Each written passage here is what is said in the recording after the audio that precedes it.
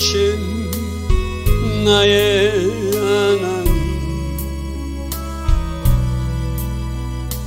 내가 저를 높이고 영원히 죄로 송축하리이다. 왕이신 나의 하나님, 왕이신 나의 하나님, 내가 저를 높이고 영원히 죄 이름을 송축하리이다.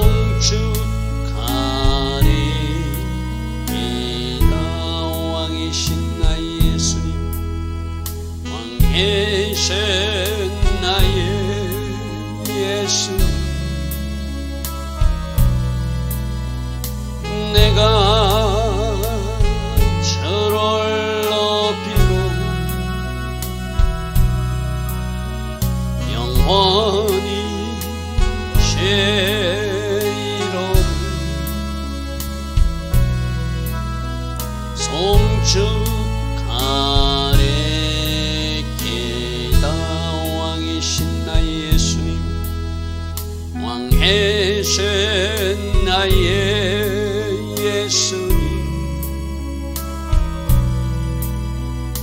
내가 저를 높이고 영원히 죄 이름을 송축하리이다. 왕이신 나의 성령님, 왕이신 나의 성령님, 내가 저를 높이고 영원히 죄 이름을 송축하리이다.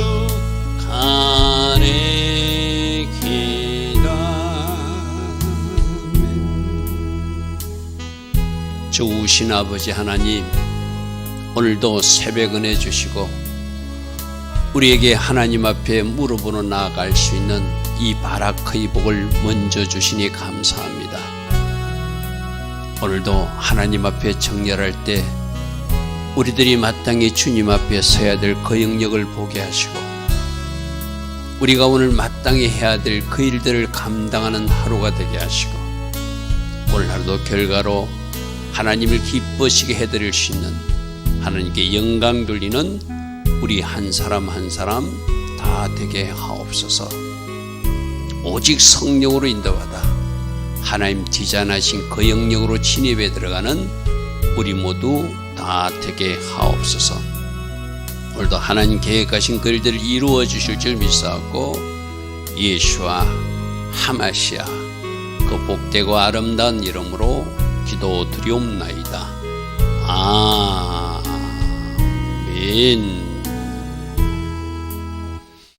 오늘도 새벽에 일어나 하나님을 예배하는 여러분들 축복합니다. 자, 에스겔서 44장 말씀 보겠습니다. 에스겔서 44장 15절입니다. 이스라엘 족속이 그릇 행하여 나를 떠날 때 어제 제사장 직임을 박탈하는 모습을 우리는 13절에서 보았습니다. 그들은 제사장 직분도 행하지 못하게 하고 지성물도 먹지 못하게 하고 대신 레인들이 하는 문지기 업무를 맡기는, 그것도 하나님이 긍휼이고 은혜였다. 그렇게 제사장 직임 제대로 감당하는 못한 사람은 그 직위를 박탈하지만, 직분을 박탈하지만 하나님께서 계속 사용하는 사독 자손들이, 레인들이 있었다는 거예요. 제사장들이 있었다는 거예요. 여러분, 이 사독은 다윗 시대 때 압살롬이 난을 일으킬 때 끝까지 다윗 편에 섰던 사람입니다. 자, 이게 이제 우리에게 굉장히 중요한 교훈이 있거든요. 하나님은 그 사람의 중심을 보셔요. 하나님 편에 선 사람인가, 하나님 반대편에 선 사람인가. 여러분, 지금 다윗이 난을 당해서 아들에게 쫓겨서 도망갈 때로도 다윗 편에 서서 따라 나왔던 사람이 사독제사장이거든요. 그러니까 다윗이 너희들은 다시 법궤를 가지고 성전으로 돌아가고 할, 그렇게 끝까지 하나님 편에 섰던 사람이 이 사독이거든요. 그래서 나중에 솔로몬 시대 때 바로 이 사독계열의 제사장들이 그 지위를 이어가는 것, 그게 지금 오늘 새 성전에서도 사독 가문에서 제사장직위를 계속 이어갈 것이다. 쉽게 말해서 다른 사람들은 그 직분과 지위를 잃어버린데 사독 자손을 계속 사용할 때는 하나님 쪽에서 이유가 있다는 것이죠. 우리도 마찬가지입니다. 여러분들이 풀타임 사역자로 뭐 이렇게 사역자로 부르심을 받던, 평신도로서 어떤 직분을 맡던, 또 어떤 선교사님 직임을 갖던, 여러분들이 하는 그 모든 것을 다 보고 계셔서 여러분 사역이 더 하나님 은혜 가운데 아름답게 확장될 수도 있고, 하나님께서 주시던 사역을 내가 더 이상 맡지 못하는 어제 같은 그런 일도 있을 수 있다는 경고를 오늘 15절과 어제 13절을 비교해 보면 딱 구분되죠. 우리 당연히 하나님 편에 서서 하나님이 사용할 수 있도록, 하나님이 언제든지 불러도 주님 내가 여기 있습니다, 하나님 뜻 가운데 제가 쓰임받기를 원합니다, 늘 중심을 하나님께 올려드리는 이 사독 자손의 레위 사람 같은 계속 쓰임받는 그런 사람들이 되어야 되겠죠. 그래서 사독의 자손 레위 사람 제사장들은 내 성소의 직분을 잘 지켰은즉, 제사장 직임도 잘 감당했고 하나님 편에 섰은즉 이 말이죠. 그들은 내게 가까이 나와 수종을 계속 들되 내 앞에 서서 기름과 피를 내게 드리는 제사장 직무를 계속 너희들은 해야도 좋다 허락받은 사람들. 우리도 마찬가지야. 하나님 앞에 쓰임 받다가 하나님 앞에 너 그만해 하면은 언제든지 그만둬야 될 사람들이 우리 직분자들, 사역자들이죠. 그죠? 사독 계열은 계속 쓰임 받는 모습을 어제와 비교해서 우리가 볼 수 있습니다. 자, 16절. 그들이 내 성소에 들어오며 내상. 여기서 내상은 우리가 앞에 새 성전에서는 나무로 만든 분향단이 있었어요. 그죠? 학자들은 그 분향단 하나만 설명되는데 그 분향단이 나무로 만든 것이 떡상도 같이 역할을 했을 것이다.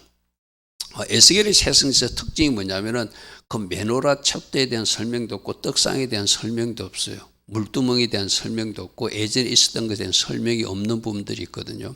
그거는 생략한 건지 무엇인지 잘 맞지만, 그러니까 그때 41장 22절에 나무로 만든 제단을 분향단이라고 우리 일단 이해하자고 그래서, 그죠?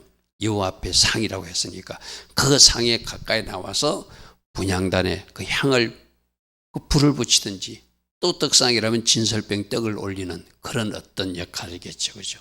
신약적으로 해석하면 바로 그 자리에 서서 예수님이 우리를 위해서 중보하는 자리가 분향단 자리고, 또 떡상 자리는 우리를 위해서 필요를 채우시는 분이 예수님이 떡상을 상징하는 의미이기도 합니다.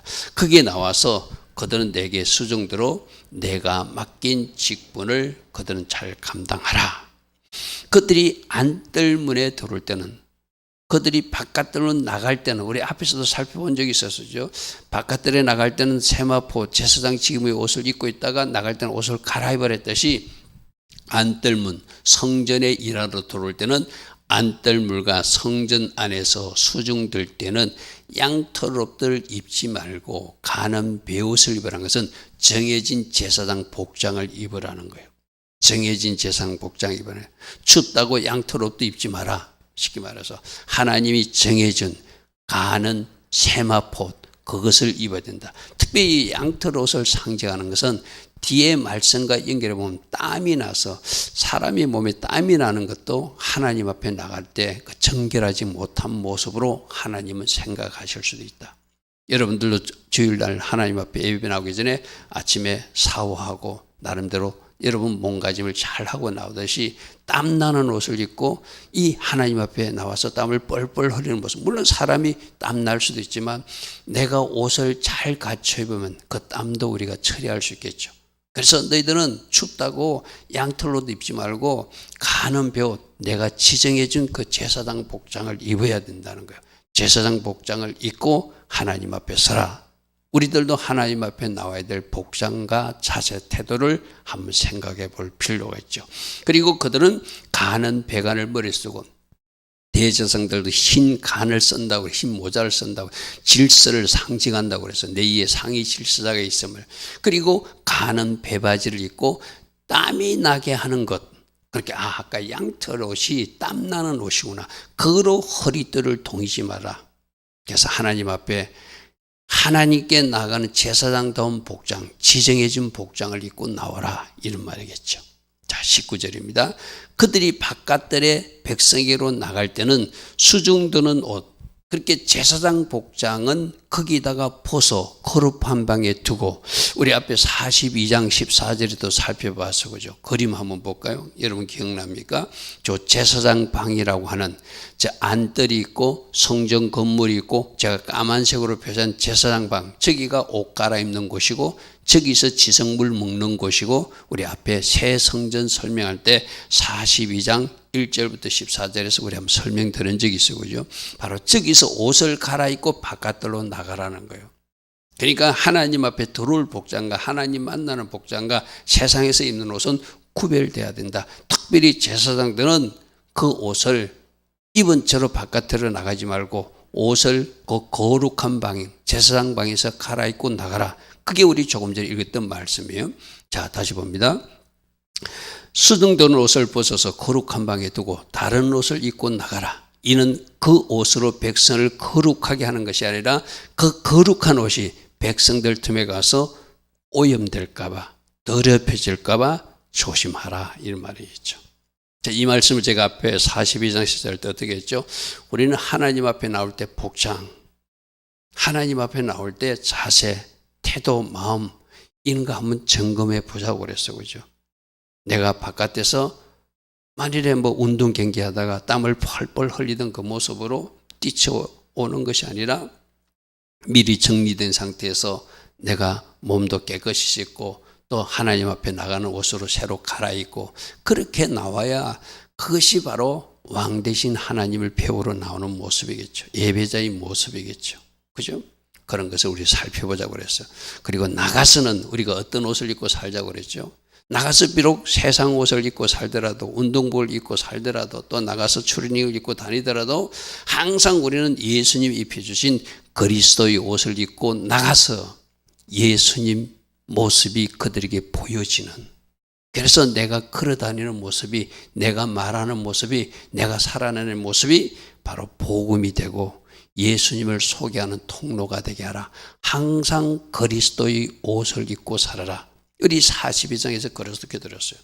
나올 때 자세, 예배 후에 우리가 입고 나가야 될 옷, 삶에서는 항상 우리가 하나님 앞에서 삶, 예수님의 옷, 예수와 그리스도의 옷을 입고 사는 사람. 그래서 예수님처럼 말하고 예수님처럼 행동하고 예수님처럼 우리가 할 도리를 찾는 것, 그게 바로 빛의 갑옷을 입은 사람들, 그리스도의 옷을 입은 사람들이라 할 수 있겠죠. 자, 20절입니다. 그들은 또 머리털을 밀지도 말고 이방인처럼 하지 말라는 거예요. 그리고 머리털을 너무 길게 자라가지 말고 머리털을 깎기만 한다는 것은 좀 단정하게 하라는 것이죠. 단정하게, 하나님 보시기에 아름답게. 여러분, 제가 그랬죠. 뭐가 아름답죠? 하나님 주신 대로가 아름다워요. 하나님 주신 대로. 하나님 주신 대로 여러분들이 진짜 아름다운, 제가 뭐라고 그랬죠? 막 여러분들이 머리에 막 염색을 하고 뭐 이렇게 여러 가지로 요란하게 치장해서 아름다운 것이 아니라 하나님 주신 대로 내가 영적으로 아름다운 사람이 되면 하나님 보시기에 그 사람은 아름답게 이쁘게 보인다는 거예요. 여러분들은 여러분들이 자세나 몸 뭐 있는 데 대해서 뭔가 불만 있는 사람이 있습니까? 그거 누가 지었죠? 창조주 하나님의 작품이다. 할렐루야, 아멘. 창조주 하나님의 작품이니까 몸에 문신 같은 것도 하지 말라는 거예요. 얼굴도 여러분들이 치료용 목적이 아니면 그렇게 뜯어 고친다 이런 거 생각하지 말라는 거예요. 무슨 말인지 알겠죠? 하나님이 창조하신 것에 인간이 무엇을 보태겠어요? 화상이나 뭐 다쳐서 그래서 어쩔 수 없이 치료용으로 하는 건 우리가 예의로 생각해야 되겠죠. 그죠? 그래서 아무 제사장이든 안뜰에 들어갈 때는 특별히 포도주를 마시지 마라. 이 레위기 10장에도 포도주나 독주를 마시지 않아서 죽지 않도록 조심하라 했거든요. 포도주와 독주를 마시고 오는 것, 세상 것에 취해서 들어오는 모습은 우리는 성령의 새 술을 먹어야 되는데 성령의 술을 마시기 위해서 성령 충만을 마시기 위해서 하나님 앞에 나오는데 세상 것을 마시고 나면 안 되잖아요. 그죠? 그래서 포도주나 독주를 마시지 마라. 분명히 레위기에 있는 말씀들을 여기서 반복해서 말합니다. 포도주를 마시지 마라. 레위기에는 포도주나 독주를 마시지 마라. 그걸 마신 채로 들어와서 너희들이 죽을까 조심하라. 이렇게 되어 있습니다. 22절 또 가부나 이혼한 여인에게 장가들지 말고 오직 이스라엘 족속의 처녀나 혹시 제사장 가부에게 장가들라. 여러분 우리가 레위기에서도 이거 한번 살펴본 바가 있어서 그죠? 레위기에서 살펴볼 때는 부정한 창녀나 이혼당한 여인과 결혼하지 말라. 그래서 부정한 창녀 당연히 그 사람이 몸을 더럽힌 사람이니까 제사장으로서 그런 사람하고 결혼하면 안 되겠죠. 그래서 이혼당한 여인도 뭔가 성적으로 문제가 있어서 그 남편에게 버림당한 사람입니다. 그러니까 뭔가 그 몸이 거룩하게 잘 관리하지 못한 사람을 아내로 맞지 마라. 왜? 부부라는 것은 하나가 되는 한 몸이 되는 거거든요. 그 더럽혀진 몸이 그 제사장 몸도 더럽혀졌으니 그런 사람을 절대로 아내로 맞지 마라. 근데 우리가 레위기 21장에 보면 대제사장은 가부와도 결혼, 쉽게 말해서 일반 제사장들은 가부와 결혼하는 것은 막지 않았어요. 이혼당한 여인과 창녀나 결혼하지 말라 했거든요. 대제사장만 가부와 결혼하지 말라 했는데 이 새 성전에서 근무할 대제사장들은 대제사장이든 일반 제사장이든 다 가부하고도 결혼하지 마라. 그렇게 말해요. 그렇게 대제사장에게 적용하던 그 규례를 일반 제사장에까지 적응해서 좀 확대해서 더 엄격하게 이야기한다. 근데 단 하나 예외는 있다. 제사장으로서의 그 부인으로서 가부가 된 사람은 같은 제사장으로서 너희들이 아내로 받아주라. 이런 것을 우리가 살펴보고 있어요. 조금 레위기 규정하고 다르죠. 그죠? 레위기 규정보다 좀 더 엄격하고 좀 더 엄격하게 결혼 제도도 요구하지만은 한 가지 같은 제사장 아내로서 남편이 죽은 사람은 너희들이 재혼해도 좋다. 이런 규례를 새 성전 제사장들에게 말씀하고 있습니다. 자, 23절에 내 백성에게 거룩한 것과 속된 것의 구별한 것을 가르치는 제사장의 직분이 뭐죠? 그 공동체의 어른으로서 가르치는 일. 하나님 앞에 제사하고 음식을 만들어서 드리는 음식 차려드리는 일도 제사장이 하는 일이지만 하나님께 음식 드리는 역할이라고 해서 그죠? 그런데 공동체의 어른 역할도 되고 그들이 재판장 역할도 하면서 특별히 잘 그들을 하나님의 말씀대로 구별되어 살도록 가르치는 것. 그러기 위해서는 제사장이 먼저 자기가 잘 말씀 안에서 아름다운 삶을 살아가면서 가르쳐야 되겠죠. 자, 여러분들이 그러면 왕 같은 제사장들인데 여러분들도 내가 배우기만 할 것이 아니라 여러분이 가르친 자리에 서라고 그랬어요. 그죠? 제가 여러 번 이야기했습니다. 여러분들이 가르칠 정도의 말씀이 이해가 돼 있어야지 여러분 말씀을 이해한 거예요. 여러분 자꾸 틀어막아서 내가 아는 것 같아요. 누군가에게 내가 가르치려고 하면은 막상 그것을 설명할 수 없으면 내가 그거 아는 거 아니잖아요. 그래서 여러분들이 설교를 듣고 이런 강의 말씀을 들으면 여러분이 혼자 정독하는 시간을 꼭 가져야 돼요. 목사님 설명할 때는 이렇게 알은 것 같은데 내가 다시 보니까 이해가 안 돼. 그럼 다시 우리 영상이 지금 유튜브에 올라가 있잖아요. 그죠? 그로 다시 들으면서 다시 내가 정리하면서 완전히 내 말씀으로 만들어야지 이 말씀이 여러분 말씀이 되지 여러분 듣는 것보다 한 번 가르치는 것이 더 중요하다고 그러죠. 내가 가르칠 수 있다는 것은 그 말씀을 완전히 이해한 게거든요. 제사장들은 뭐 하라고요? 거룩한 것, 속된 것을 가르치는 해야 되고 부정한 것과 정한 것을 분별하게 하는 것. 여러분, 부정한 것과 정한 것을 어떻게 보죠? 내가 말씀으로 할 수 있는 거예요. 내가 가진 말씀이 이거 부정하다면 부정한 거예요. 아까도 그랬잖아요. 레인 제사장들이 새성전에 들어가서는 예전에는 이런 것을 부정하자 했는데 그들이 더 넓게 일반 제사장들도 가부하고 결혼하는 것을 하지 말라 이렇게 돼 있어요. 그죠? 모두에게 그렇게 적용돼 있어요. 그러면 그 가부와 결혼한 사람은 부정한 자가 되는 것이 새 성전의 건말 제사장. 이게 말씀으로 분별이 되잖아요. 그죠? 말씀을 가르치고 부정한 것과 정한 것을 잘 분별하도록 가르치는 역할 제사장들이 해야 된다. 그래서 내가 말씀 기준으로 가지고 있어야 되겠죠. 자, 24절입니다. 특별히 제사장은 송사하는 재판을 할 때도 재판도 뭐로 재판해야 되죠? 말씀으로 재판해야 되죠. 내 규례대로 재판할 것이다. 오늘날 우리나라 사법부를 보면 좀 어떤 공의와 정의가 실종된 것 같은 너무 한쪽으로 치우친 그런 것들을 좀 보게 되거든요. 그래서 하나님의 말씀이 확실히 기준된 미스파트와 제데카가 살아있는 그 공동체가 정의로운 공동체라 할 수 있겠죠. 그죠? 송사할 때도 꼭 하나님의 말씀이 기준이 되게 하라 이렇게 말씀하세요. 그리고 내가 정한 모든 절기, 내 모든 정한 절기도 내가 정해준 법도와 율례대로 지켜라. 절기도 잘 지켜나가라. 여러분, 이게 지금 43장, 44장은 미래 시대에 있을 그 새 성전에서의 제사장 직무거든요. 그죠? 여러분, 이야기가 나중에 스가랴서 14장에 보면 그게 천년왕국 때도 초막절 지키는 이야기가 나오죠. 그러니까 이것이 끝난 절기가 아니고 끝난 안식일이 아니라는 거예요. 정한 절기 그대로 지키고 내 안식일도 그대로 지키라. 언제부터?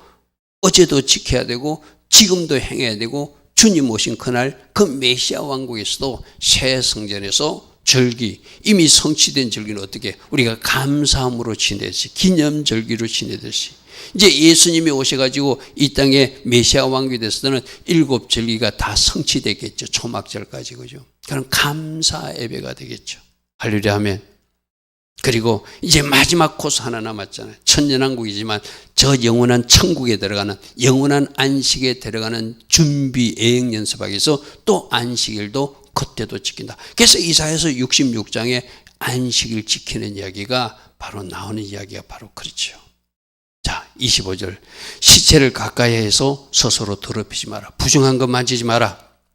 부모나 자녀나 형제나 시집까지 하는 형제 자매로서는 더럽힐 수 있다. 자, 이것도 시체를 부정하게 하는 것, 시체를 부정하게 하는 것. 여러분 어떻게 됐죠? 우리가 레위기 보면은 제사장들은 부모 장례식은 참석할 수 있었어요, 그죠? 근데 대제사장은 어떻게 했죠? 부모 장례식이라도 가면 안 된다. 왜? 대제사장은 하나밖에 없으니까.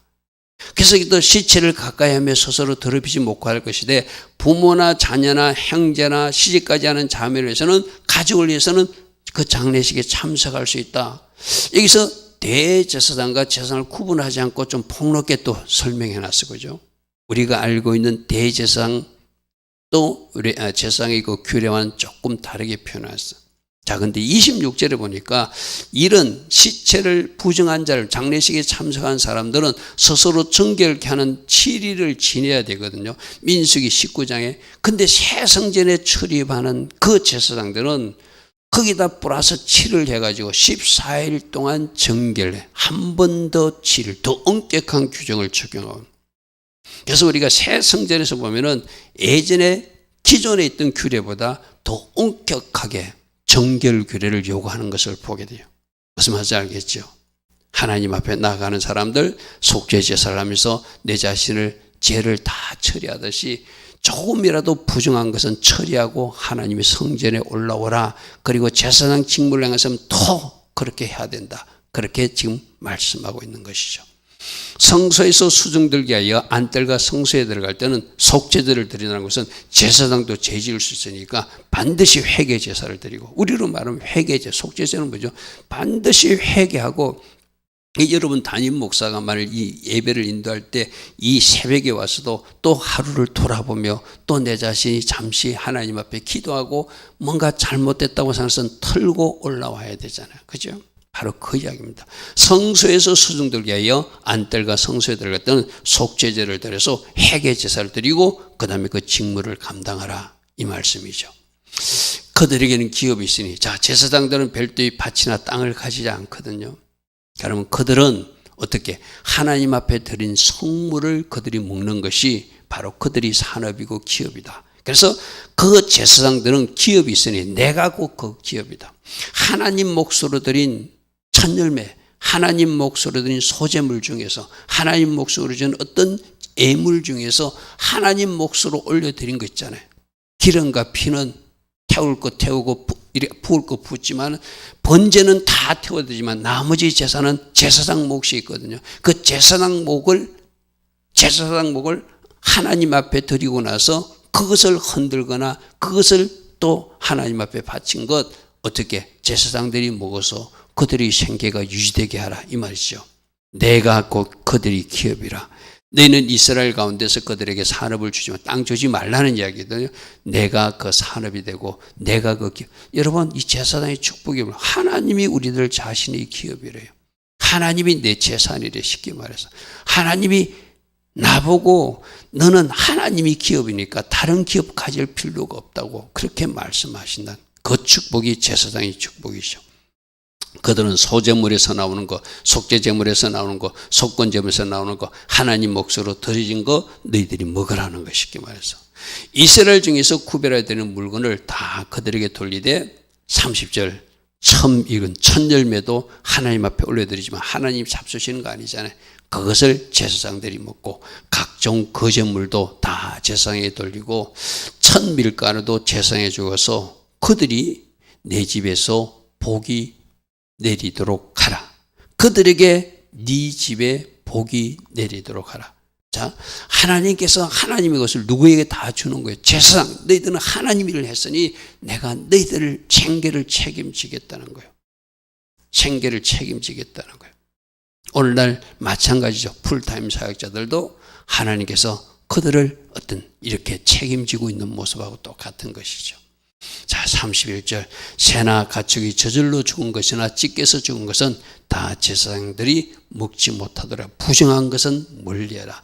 그래서 정결력을 그래. 제사장이 뭐 하나님 앞에 제사 드리는 사람으로서, 하나님 앞에 나가는 사람으로서 더 정결하게, 더 거룩하게, 결혼하지 말아야 될 사람, 먹지 말아야 될 사람, 장례식은 어떻게 치르고 그들은 또 어떤 것을 먹어야 되고, 구별된 복장부터 먹는 것까지 그 제사장들을 하나님이 미리 말씀해 주세요.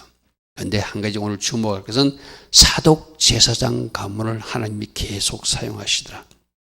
오늘 새벽에 여러분들에게 말씀드립니다. 여러분들도 하나님 앞에 계속 오랫동안 쓰임받는 여러분들 꼭 되기를 바랍니다. 쓰임받는 복이 얼마나 큰 복인지 아는 사람은 이 의미를 알 거예요. 하나님 앞에 붙들림 받아서 쓰임받는 그 기쁨이 있거든요. 하나님이 쓰시고 있는, 내가 지금 하나님 앞에 쓰임받고 있구나, 그것이 얼마나 큰 기쁨인지 아마 하나님 앞에 쓰임 받아본 사람들은 알 것입니다. 이 사독 제사장, 다른 사람들은 지음을 박탈하는데 이들은 계속 사용하더라. 계속 사용할 때는 하나님 쪽에서는 이유가 있으시더라. 할렐루야, 아멘. 좋으신 아버지 하나님, 오늘도 사독 제사장들이 하나님 편에 서서 압살론이 난을 일으킬 때도 다윗 편에 서서 섰던 그 아름다움을 기억하시고 또 그리 제사장 직분을 잘 감당했기에 계속 쓰임받는 새 성전에서도 그 후손들이 쓰임받는 모습을 우리들에게 말씀하고 있습니다. 우리들도 하나님 앞에 아름답게 쓰임받게 하시되 내 자신뿐만 아니라 우리들이 후손까지도 하나님 앞에 쓰임받는 영적 명문가들이 다 되게 하옵소서. 예수와 하마시아 이름으로 감사하며 기도드리옵나이다. 아멘. 지금은 우리 주 예수 그리스도의 크신 은혜와 하나님 아버지의 영원하시며 끝없는 사랑과 성령 하나님 오늘도 우리 안에서 역사하시고 때마다 기름 부어주시고 지혜 주시고 성령 충만으로 우리와 함께하여 주시는 그 은혜가 오늘도 새벽에 일어나 하나님 앞에 아름답게 쓰임받기를 결단하는 주의 자녀들 머리머리 위에 이 땅에 끼어있는 모든 교회와 모든 성도님들 위에 지금부터 영원토록 영원히 함께하여 주시기를 간절히 축원하옵나이다. 아멘. 주님 감사합니다. 아름답게 쓰임받게 하시고 주께서 쓰시고 잘 때 그때까지 길게 쓰임받는 주의 자녀들 되게 하시되 그 자손들도 쓰임받는 아름다운 영적 명문가들이 다 되게 하옵소서. 좋으신 아버지 하나님 성령으로 계속 간섭하시고 성령으로 우리를 사로잡아 주시옵소서. 오 주님